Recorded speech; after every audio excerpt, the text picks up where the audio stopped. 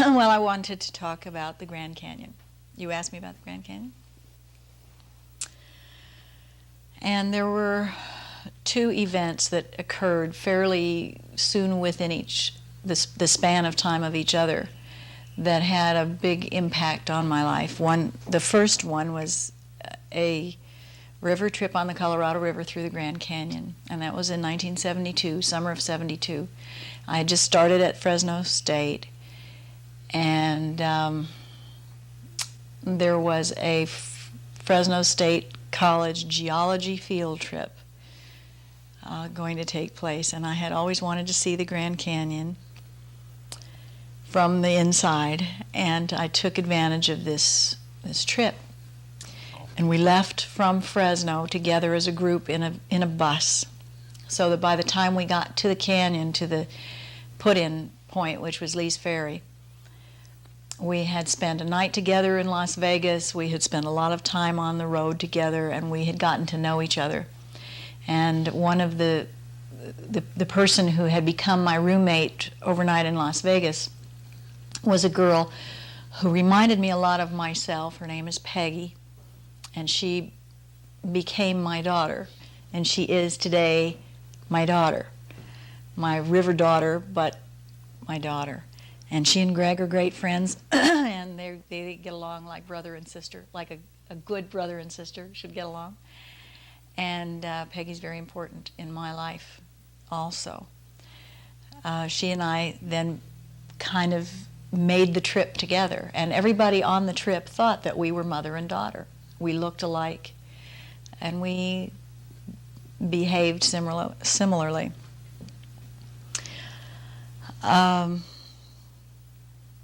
The trip was an 8-day trip. Oops. Sorry, I thought the light was falling, but it isn't.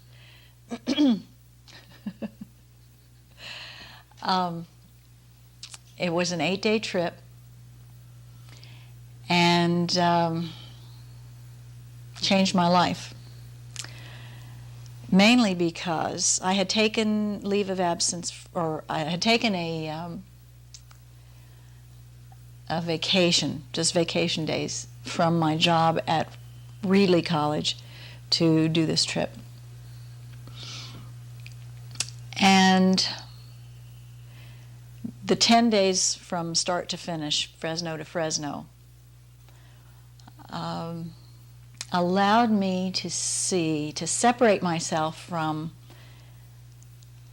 all of those cityfied things that had become a part of me, and to really let me get out into a natural existence, to become close to a fairly small group of people. In those days, and that particular trip, we took on 2 motorized large boats, large rafts, so that there were, I think, about 20 people on each boat. And quickly there became a sense of sharing. I didn't know a lot of people's names, and I found out how unimportant names are. How quickly you can really get to know a person without knowing their name, without knowing what they do, without knowing where they come from, because even though we all started from Fresno, we were not all from Fresno. Without knowing anything about each other than our interest in being right where we were and living for the moments that were at hand. We shared things, and things where previously you'd become kind of guarded about, or you'd want to save just in case you needed them. Silly things, but people become kind of possessive. No, that's my lotion, that's my film, that's my whatever it is.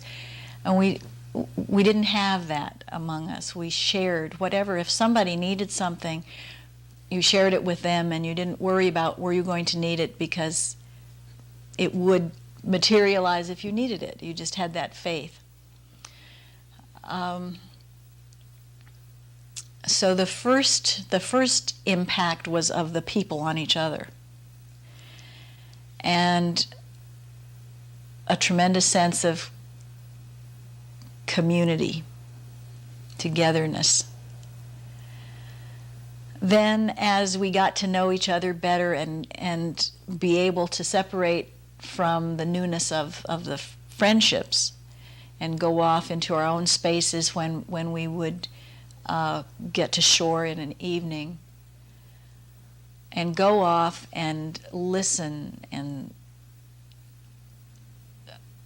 feel and sense the magnificence of the canyon and feel, it's trite to say how insignificant, that a person feels insignificant, but the balance, to come to grips with the balance between feeling so completely insignificant and yet trying to give some justification and meaning to a life, it's the only one I have right now, and wanting to make the very most of it and wanting to make it count for something. And how to justify or how to combine those two ideas became a focus for me. To think of the magnificence of the rocks. And I am a person who believes that rocks have spirit, have spirits. Rocks are living things to me.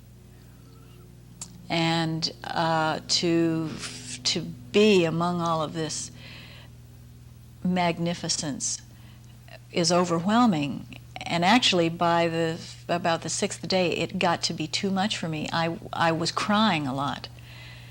I wanted it to stop. I wanted to be able to close my eyes and open them and not see any rock formations because it was too much. It was just one incredible thing after another. But of course, the rocks were there when I opened my eyes, and I didn't really want to miss it. So, but I'd find myself looking in a direction. Let's say the boat is going southwest, and you're looking in that direction, and then you realize, oh my God, there's a whole other world if I look in this direction. There's a whole other world if I look here or behind me. And then I started thinking, I'm missing 3/4 of the trip because I can only look in one direction at one time. So then it became frustrating for me that I wasn't seeing everything. So the trip for me was putting together relationships with people, with other people, relationships with nature, and the particular nature that I was viewing as a representation of the universe, and with myself. When I got off the river trip, I kept a journal. This was, as I mentioned, a class from Fresno State. And I knew I was going to have to turn in a paper of some kind at the end of the class. So what I decided to do was keep a journal. And I had also taken a lot of pictures because I thought that was going to be my only trip down the Grand Canyon. And so I took 360 pictures. And I thought that was going to be it for my river experience. And I got off the river. We loaded up into a bus and went back to Las Vegas. We were going to spend a night in Las Vegas and then go on back to Fresno. And the comparison, the contrast between the canyon and these rows of rock structures that we'd pass by in our boats, compared with the Strip in Las Vegas and these tall buildings. And there were contrasts to be made. We were in a taxi cab. I had also met a young fellow who kind of became a river son to me, but I wasn't quite as close with him as I was with Peggy, but the three of us were a trio, and we went out in Las Vegas that night. And the movement of the boats was still with us in the cab. We still felt like we were on the water. We got to a restaurant and we found it unbearable that there was no sand in the food, and that the water, you could taste the difference in the water we had been drinking right out of the river. And all of a sudden, life just was yucky, here in Las Vegas, which would be a place where many people would like to be. Then we went from Las Vegas back to Fresno, and I was married to Richard at that time, and I would sit at the table, at the breakfast table or at the dinner table, and it was obvious to Richard that my mind was just miles away. And at the same time, I was typing up my journal as a paper for the course and getting the film developed and putting together a notebook that became very meaningful.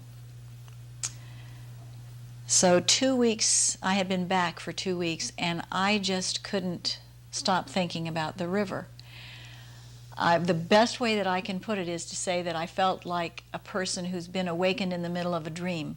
And no matter what that dream was, things are not right until you've finished that dream, and so you want to try and go back to sleep so you can finish the dream. So after 2 weeks back at home with my husband saying, obviously you're not here, so you might as well be over there, I got up enough nerve to go into work one day and ask my boss if I could take a leave of absence. And he said no, because it wouldn't be fair to the others, because they would have to fill in for me because they couldn't afford to hire somebody else.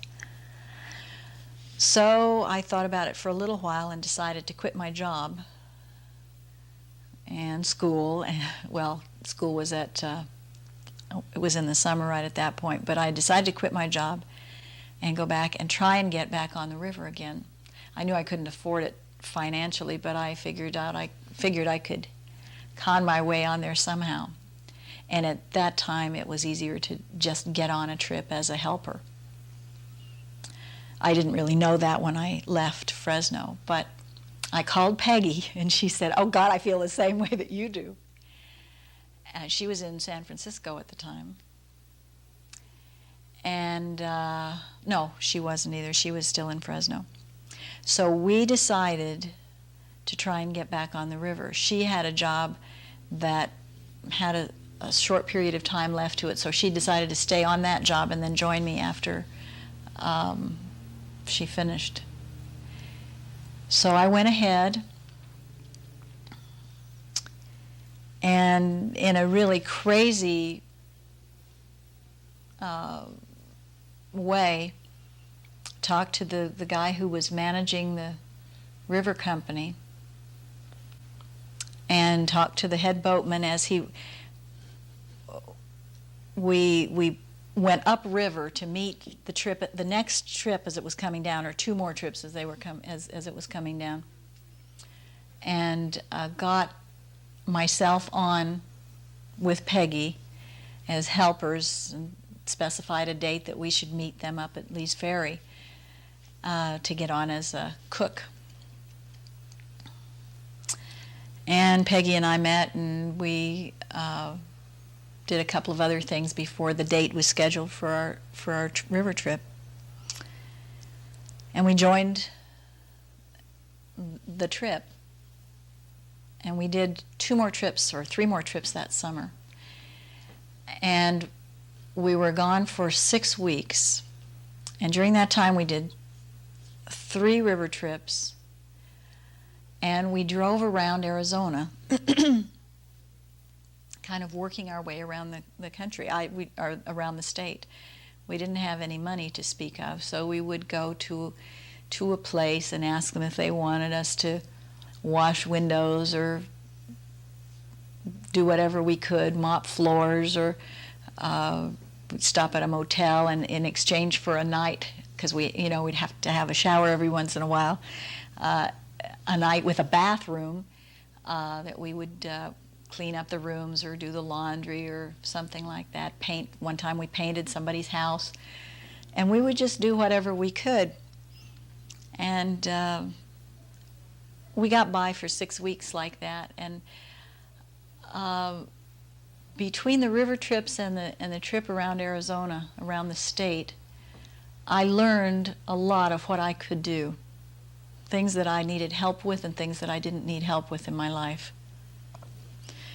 And up until that point, I guess I'd been reluctant to ask for help. You know, I can do it myself. I'll do it myself. And I learned that there's nothing wrong with asking for help when you need it, but to also really assess my own abilities and strengths to know what I could do and what I couldn't do by myself. There was one particular incident on the river that I won't forget, and I think it had a very important impact on my life. We were about halfway down the canyon, and there was a storm that came up as we had beached for the night. And it was customary in those days for someone to sleep on each boat. And I was sleeping on this one boat, and the storm was really starting to rage. A lot of lightning and thunder and red, and the waves were really swelling, and it was quite a scene. And I was getting soaking wet. I had no shelter because I was out on a long line. And I had been in my sleeping bag, and I lay for a long time in one position so I wouldn't feel how wet I was. And then it became impossible to avoid the feeling of wetness, and I just realized I had to live with that. And so all night long I was on this raft, kind of not adrift, but feeling adrift and feeling a lot of motion in this raging storm that was spectacular. And I just kept thinking over and over and over again that some time this will stop and I will be warm, that I'll be warm again, and I won't be so cold. But that's what I kept thinking over and over again. And in the morning, the weather cleared, and my responsibility was to get breakfast. And so we set up something very quickly because it was just muddy, slushy, and we didn't want to stay on shore too long. And coming into the breakfast serving area, most of the people from the trip, it was a special travel group from Texas, and almost all of the people in the group had been able to find some shelter under some overhanging ledges on the beach. And so they had all stayed warm and dry while I was out there saying, someday I'll be warm and dry again. I won't always be cold and wet like this. They had stayed warm and dry under the ledges, but what they talked about when they came to the table was that through the whole thing, all they had thought about was wishing they were home in Austin. And it occurred to me as I was listening to them that not once during that whole period of time had I wished I were somewhere else. And it was a very important breakthrough to me to realize that I was dealing with the here and the now and what I was given, and I wasn't wishing for something or thinking about the way things might be. I was just dealing with to get myself through that particular time. And flashing back to that event has brought me through a large number of activities where I might otherwise have gotten hysterical because they were difficult times. But just calling on that same strength to say, I've got to deal with what is here right now and not wish I was doing something else or wish I was someplace else. So that was a very important thing. It had also been a source of strength for me to realize that I wanted to follow through with doing the other river trips, even at the expense of my job, which incidentally was still available when I got back, and I got my old job back. But I didn't know that when I left. I didn't get my marriage back, but I got my job back. When I was a lass, I served a term as office girl in an attorney's firm. I made the coffee and I answered the phone, and I never let the lawyers catch me all alone. I evaded the lawyers so carefully that one of the partners wants to marry me. This is the idiot chorus that always goes in Gilbert and Sullivan. She evaded the lawyers so carefully, a wealthy senior partner wants to marry she. As office girl, I cut such a swath that the boss tried to lead me up the garden path. I told him then, and I tell him now, that he can make the coffee and I'll show him how. I do the job I was hired for, and now knows he isn't getting any more. She does the job she was hired for, and the boss can pay her extra if he wants any more. So ladies all, whoever you may be, if you wish to make it to the top of the tree, stick close to your desk and never sit on knees, and if you're asked for extra, get the proper fee. Stick close to your desks and never sit on knees, and if you're asked for extra, get the proper fee. My bass isn't so great today.